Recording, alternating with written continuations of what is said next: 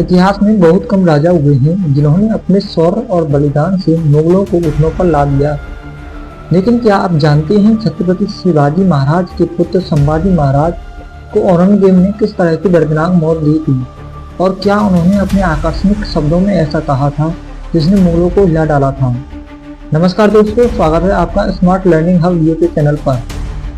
आज हम आपको बताएंगे ऐसे वीर योद्धा की कहानी जिनका नाम इतिहास में वीरता, साहस और बलिदान का प्रतीक बन गया है। जी हाँ, हम बात कर रहे हैं छत्रपति संभाजी महाराज की। छत्रपति संभाजी महाराज, जिनका पूरा नाम संभाजी राजे शिवाजी राजे भोसले था, मराठा साम्राज्य के दूसरे छत्रपति और छत्रपति शिवाजी महाराज के पुत्र थे। वे एक वीर योद्धा, लेखक व विचारक थे। संभाजी महाराज ने बीजापुर और गोलकुंडा की सल्तनतों को खत्म करने में अहम भूमिका निभाई थी। उनकी बहादुरी और विद्वता का कारण वे बहुत ही प्रसिद्ध हुए। संभाजी महाराज का जन्म 14 मई 1657 को पुरंदर के किले में हुआ था। जब वे केवल 2.5 साल की थी तब उनकी माता साईबाई का निधन हो गया। इसके बाद उनकी परवरिश उनकी दादी जीजाबाई ने की। वे बहुत ही होशियार थे और 14 वर्ष की आयु में संस्कृत, मराठी और हिंदू शास्त्रों का गहरा अध्ययन कर चुके थे। संभाजी महाराज ने अपने 9 साल के करियर में 210 युद्ध लड़े और उनकी सेना कभी नहीं हारी। उन्होंने अपने पराक्रम से मुगलों, पुर्तगालियों और अंग्रेजों को भी टक्कर दी। संभाजी राजे न केवल अपनी दादी के करीब थे बल्कि वे अपने दादा शाहजी महाराज के भी करीब थे। जीजाबाई ने अपने पुत्र शिवाजी की तरह ही पोते संभाजी में भी राष्ट्र प्रेम, धर्म प्रेम, हिंदू स्वराज, देश, धर्म, आदर्श मूल्यों को स्थापित किया। इसके अलावा उन्होंने गणित, तर्क, भूगोल, इतिहास, पुराण और रामायण, व्याकरण आदि का ज्ञान काशी राम शास्त्री से अर्जित किया। वहीं पिता शिवाजी महाराज ने उन्हें सारणिक प्रेस। शिवाजी महाराज के सबसे बड़े पुत्र होने के नाते संभाजी अपने पिता द्वारा हिंदू स्वराज के निर्माण के लिए किए गए प्रयासों को देखते हुए बड़े हुए थे। मराठा साम्राज्य के राजकुमार के रूप में संभाजी महाराज ने कई अवसरों पर अपनी बहादुरी का और सैन्य प्रतिभा साबित की। उन्होंने 16 साल की उम्र में ही रामनगर में अपना पहला युद्ध लड़ा था। वे इसे जीते भी और 1657-76 के बीच उन्होंने गोवा, कर्नाटक में सफल अभियान का भी नेतृत्व किया था। जीबूबाई, जिन्हें येसुबाई के नाम से भी जाना जाता है, संभाजी महाराज की पत्नी थी। इस वैवाहिक गठबंधन के बाद शिवाजी को कुंभकंडा क्षेत्र पर नियंत्रण मिल गया।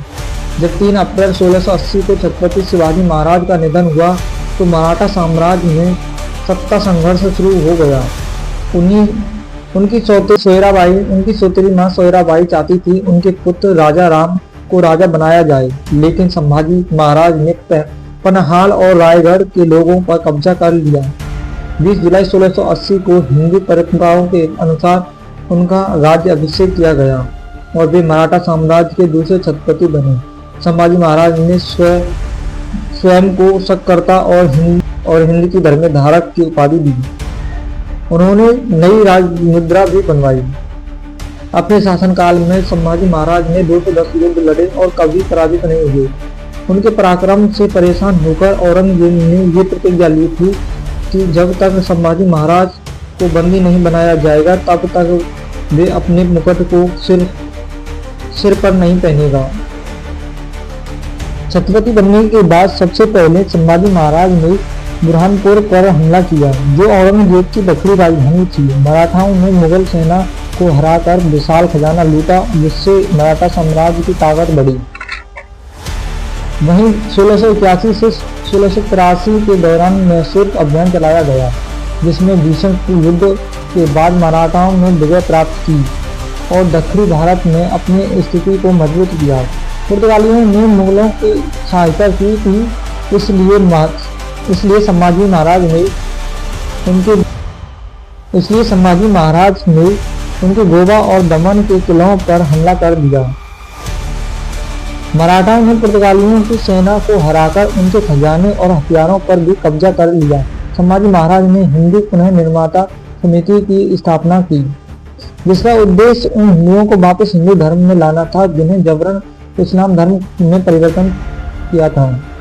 संभाजी महाराज मुगलों को पूरी तरह भारत से उखाड़ फेंकने की योजना बनाई।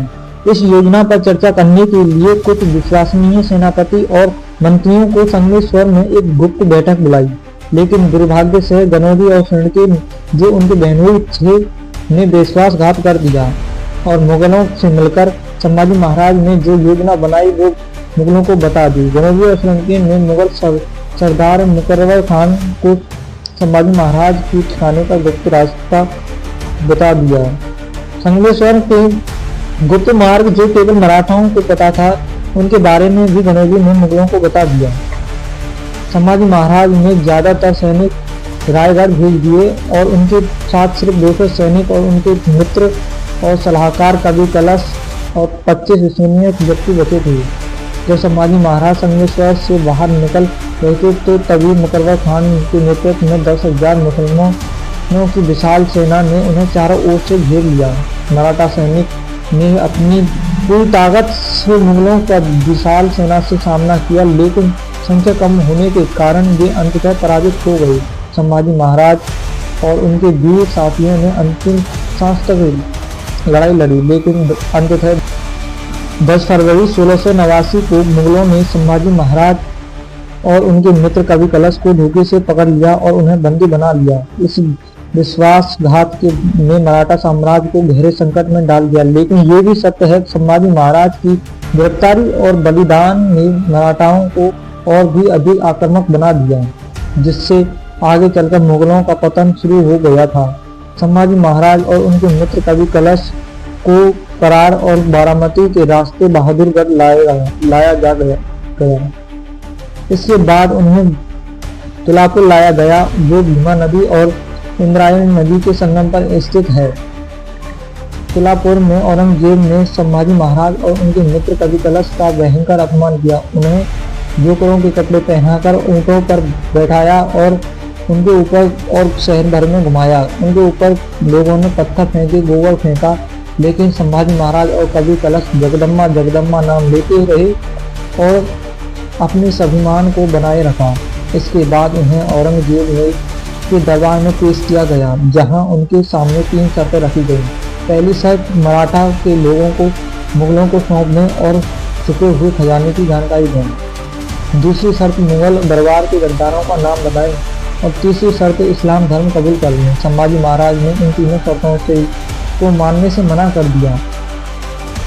जब औरंगजेब ने फिर से इस्लाम कबूल करने के लिए कहा तो संभाजी महाराज ने गर्व से उत्तर दिया, धर्म मेरे प्राण है और मैं इसे नहीं छोड़ सकता। इसके बाद संभाजी महाराज को तोड़ने के लिए औरंगजेब ने भयंकर यातनाएं देने का आदेश दिया। मुगल सैनिकों ने उनके नाखून उखाड़ दिए, फिर एक एक करके उनकी उंगलियां भी काट दी। जब भी औरंगजेब कारागार में आता है, संभाजी महाराज उसे अपमानजनक बातें कहते, जिससे वो और भी क्रोधित हो जाता है। गुस्से में औरंगजेब ने उनकी जीभ भी काटने का आदेश दिया ताकि वे कुछ बोले न। इसके बाद उनकी पूरी त्वचा चाकुओं से छील दी गई और उन पर नमक लगाया गया। उनकी आंखें फोड़ दी गईं। इसके कुछ दिनों बाद उनके दोनों हाथ भी काट लिए गए।